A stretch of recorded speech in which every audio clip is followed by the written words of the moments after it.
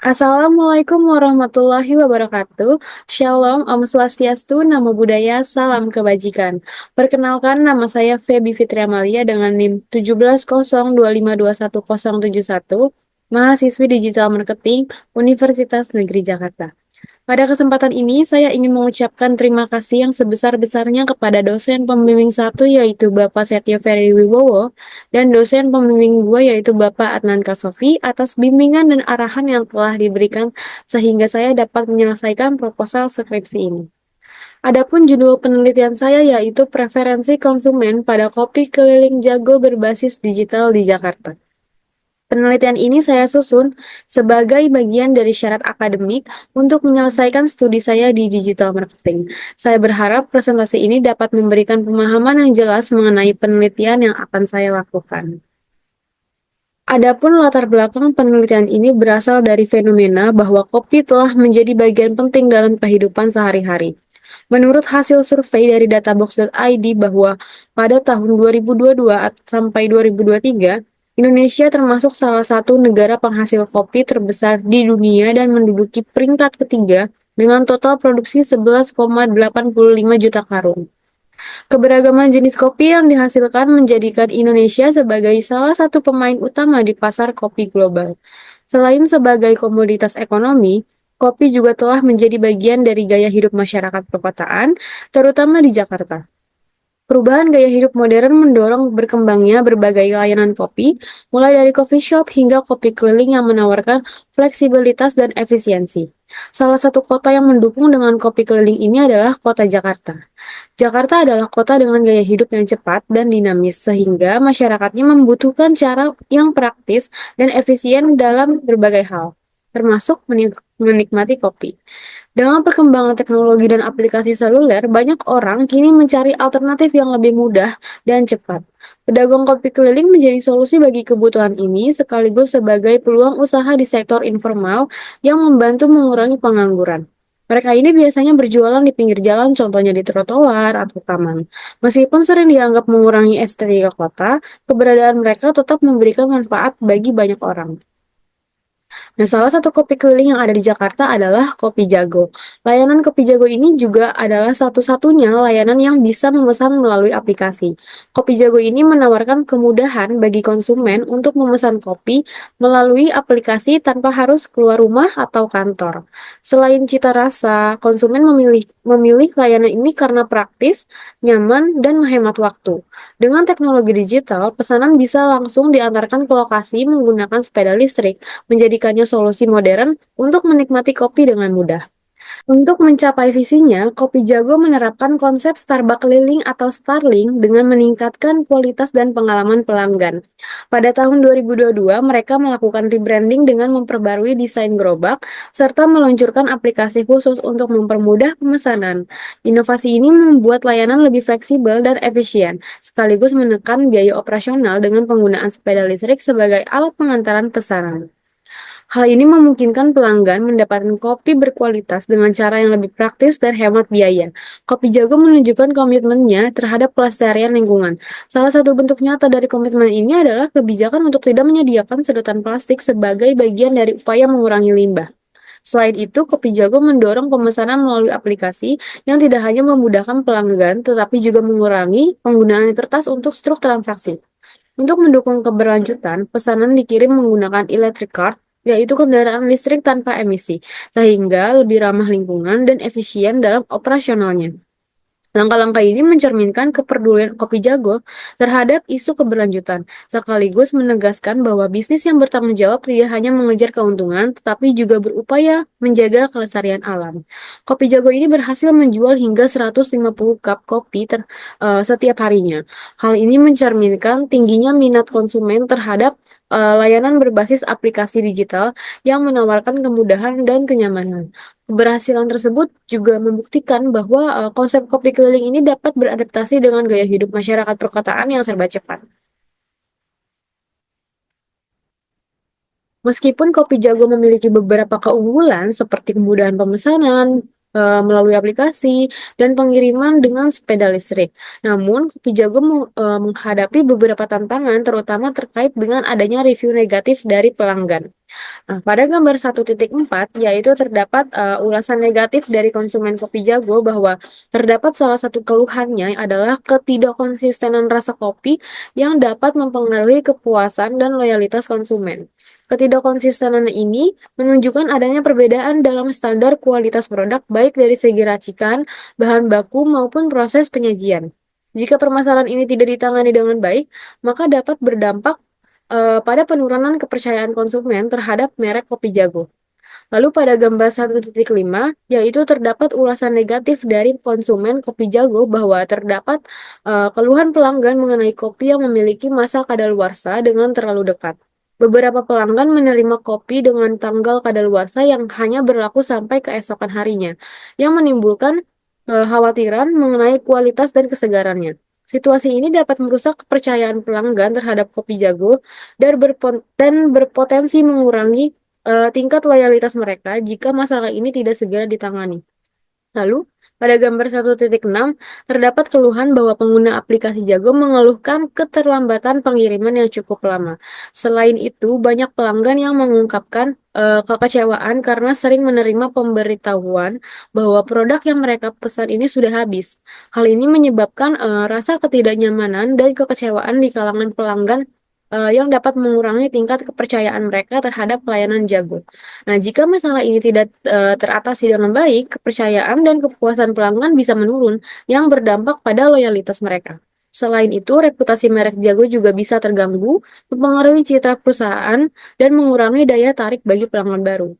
Membahas preferensi konsumen penting karena dapat membantu perusahaan memahami apa yang benar-benar dibutuhkan oleh pelanggan.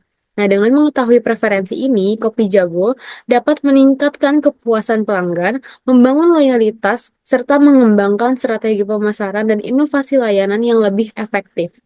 Hal ini juga memungkinkan Kopi Jago untuk tetap kompetitif di industri kopi digital yang semakin berkembang.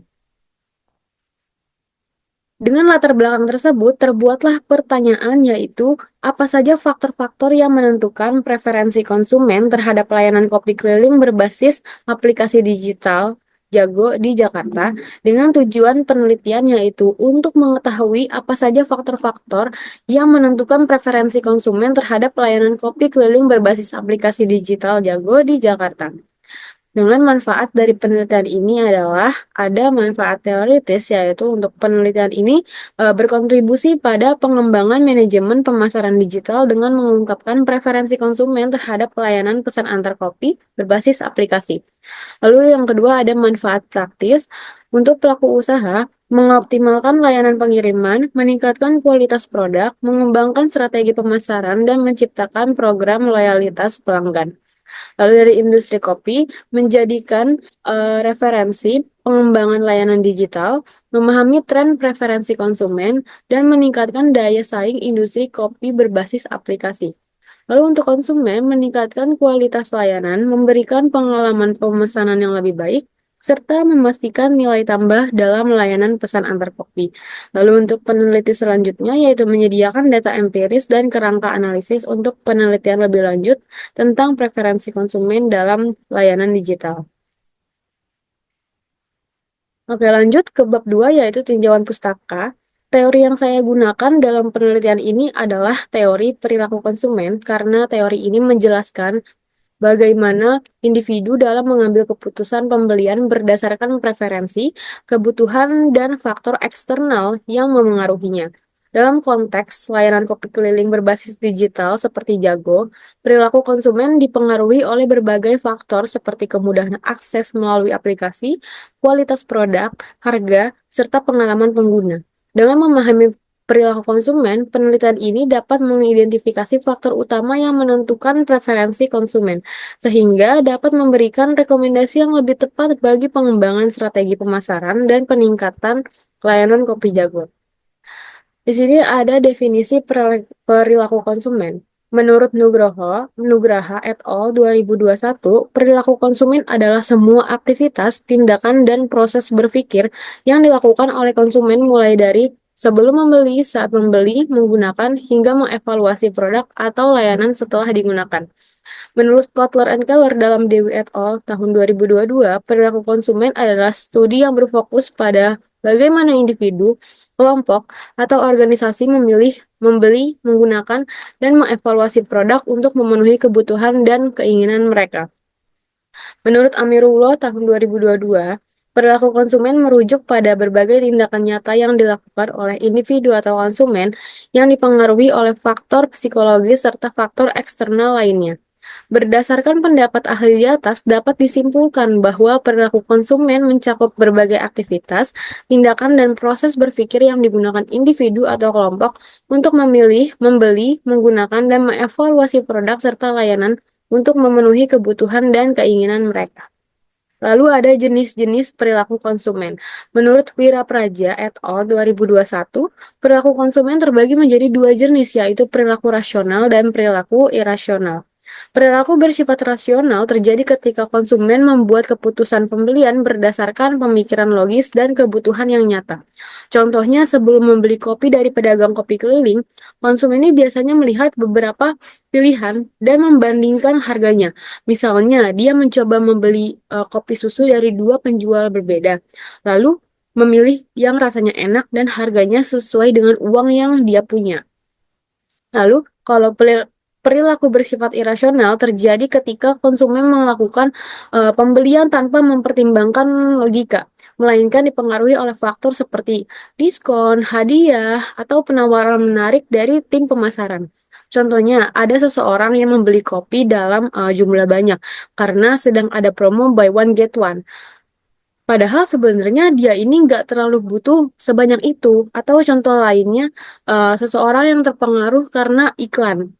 Ia membeli minuman manis yang sedang viral gitu di media sosial, meskipun sebenarnya dia ini nggak suka minuman manis gitu. Lalu ada faktor-faktor yang mempengaruhi konsumen. Menurut Kotler dan Armstrong dalam Ciswati dan Septayuda tahun 2023, ada 4 faktor yang mempengaruhi perilaku konsumen dalam pembelian suatu produk. Yang pertama ada faktor budaya.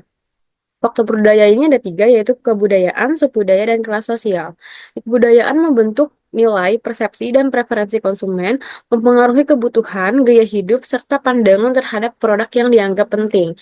Kalau subbudaya adalah kelompok dalam masyarakat dengan nilai dan norma berbeda berdasarkan kebangsaan, agama, ras, atau wilayah yang menciptakan segmen konsumen dengan karakteristik unik. Lalu ada kelas sosial ditentukan oleh kombinasi faktor seperti penghasilan, pekerjaan, dan pendidikan. Kelas sosial mempengaruhi akses terhadap sumber daya dan pola konsumsi. Lalu ada faktor sosial. Faktor sosial meliputi pengaruh teman, keluarga, dan orang tua dalam keputusan pembelian. Semakin kuat ikatan dengan mereka, semakin besar pengaruhnya eh, terhadap pilihan konsumen. Lalu ada faktor pribadi. Faktor pribadi mencerminkan karakteristik individu yang mempengaruhi keputusan pembelian termasuk usia dan siklus hidup, pekerjaan dan lingkungan, gaya hidup, serta kepribadian dan konsep diri. Lalu yang keempat ada faktor psikologis. Faktor psikologis mempengaruhi cara seseorang memahami dan merespon lingkungannya. Mencakup motivasi, yaitu dorongan yang membuat seseorang bertindak baik dari dalam diri maupun lingkungan. Persepsi, yaitu cara individu menyaring dan menafsirkan informasi untuk memahami dunia. Lalu pembelajaran, perubahan perilaku dan pemahaman akibat pengalaman serta lingkungan. Lalu kepercayaan dan sikap, yaitu pandangan dan reaksi seseorang terhadap produk, orang, atau ide tertentu.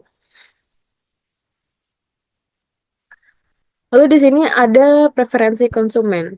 Menurut Raharji dan Wilyasi dalam Triutami et al. Tahun 2022, preferensi konsumen merujuk pada kesukaan konsumen terhadap beragam pilihan produk atau jasa.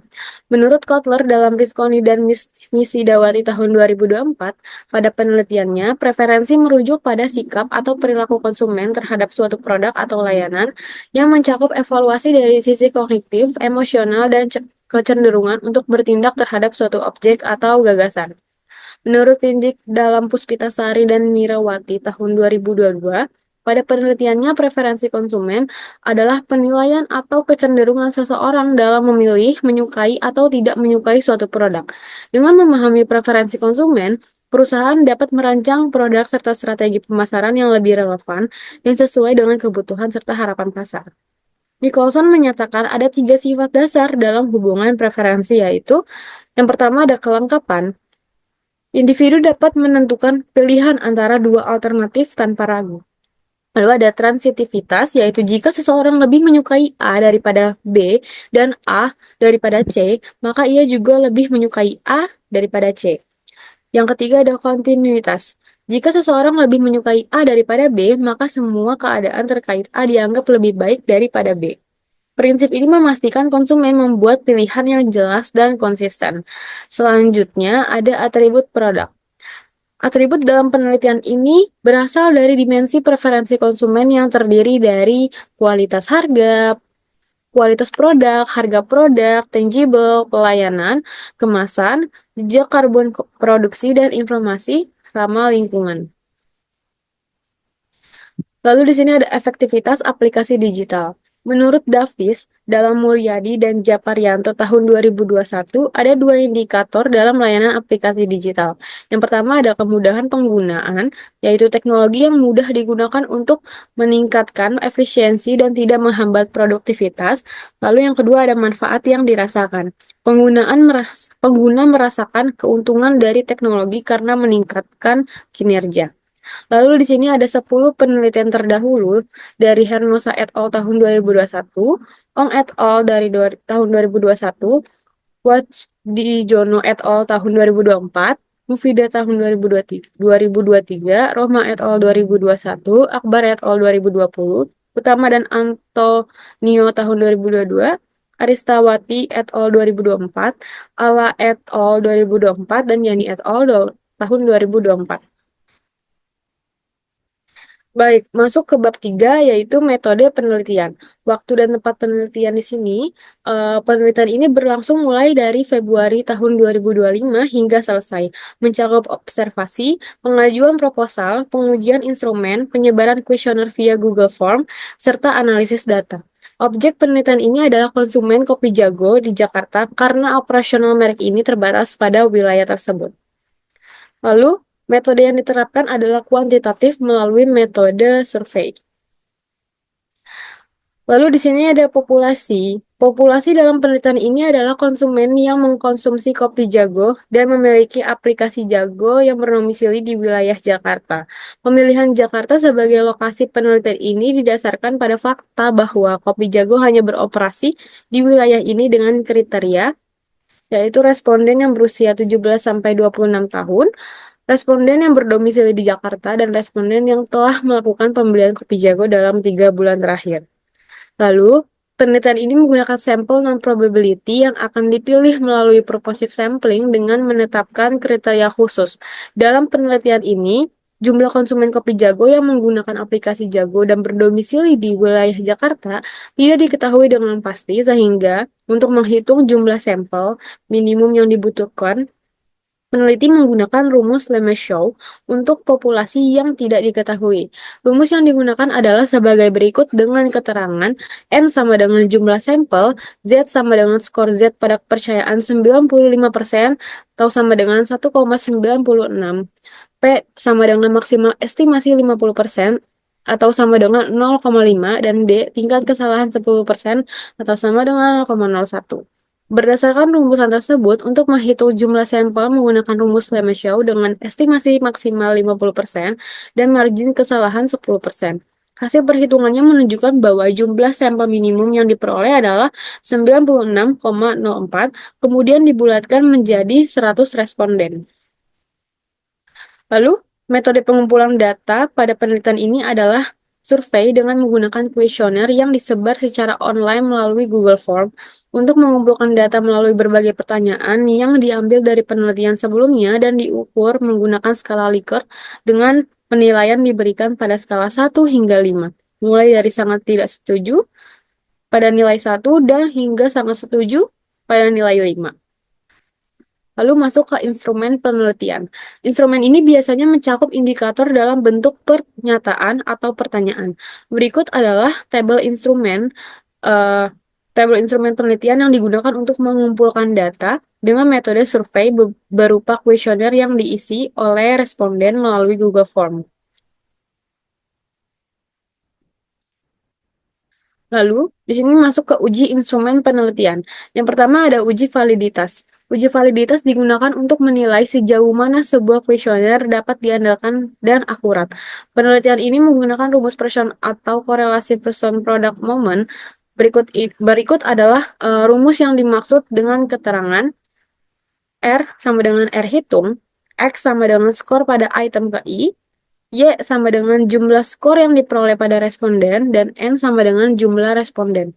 Sebuah butir angket dapat dinyatakan valid jika nilai R hitung lebih dari R table dengan ketentuan signifikansi A sama dengan 5% atau 0,05. Apabila nilai R hitung kurang lebih dari R table, maka item tersebut tidak dapat dianggap maka item tersebut dianggap tidak valid. Lalu yang kedua ada uji reliabilitas. Uji reliabilitas pada penelitian ini akan menggunakan koefisien Cronbach's alpha pada software SPSS. Rumus untuk menghitung nilai Cronbach's alpha adalah sebagai berikut dengan keterangan RI sama dengan koefisien reliabilitas, K sama dengan banyaknya pertanyaan, SI sama dengan varian dari pertanyaan, ST sama dengan varian dari skor. Kriteria untuk menilai reliabilitas variabel dalam uji Cronbach alpha dapat dirumuskan sebagai berikut. Yang pertama, variabel dinyatakan reliable jika nilai Cronbach alpha lebih dari 0,6. Lalu yang kedua, variabel dinyatakan tidak reliable jika nilai Cronbach alpha kurang lebih dari 0,6. Masuk ke teknik analisis data. Ada analisis deskriptif. Penelitian ini menggunakan teknik analisis deskriptif untuk menganalisis data. Penelitian ini menggunakan skala 1-5 dan jawaban dari responden akan dihitung nilai rata-ratanya untuk dapat dikategorikan dan dianalisis guna menarik kesimpulan dari data. Rumus untuk menghitung rata-rata adalah sebagai berikut dengan keterangan X sama dengan rata-rata, XI sama dengan bobot data, FI sama dengan frekuensi, dan N sama dengan jumlah data. Setelah menghitung skor rata-rata, akan menginterpretasikan sesuai dengan rentang yang telah ditentukan menggunakan skala kriteria. Dalam penelitian ini, rentang nilai tertinggi diwakili oleh skala bobot 5 untuk jawaban sangat setuju, sementara rentang nilai terendah menggunakan skala bobot 1 untuk jawaban sangat tidak setuju. Berikut adalah perhitungan rentang dalam penelitian ini, yaitu R sama dengan skor tertinggi dikurangi skor terendah lalu dibagi skor tertinggi. Lalu di sini ada metode conjoin. Analisis conjoin merupakan teknik analisis multivariat yang digunakan untuk mengidentifikasi preferensi konsumen terhadap produk atau layanan berdasarkan berbagai atribut. Pendekatan ini memungkinkan peneliti untuk menganalisis bagaimana kombinasi atribut dapat mempengaruhi keputusan pembelian konsumen. Metode ini digunakan untuk menguji dan memodelkan bagaimana konsumen membuat keputusan berdasarkan atribut-atribut yang ada pada produk. Baik, sekian presentasi dari saya. Bila ada salah kata mohon dimaafkan. Wassalamualaikum warahmatullahi wabarakatuh.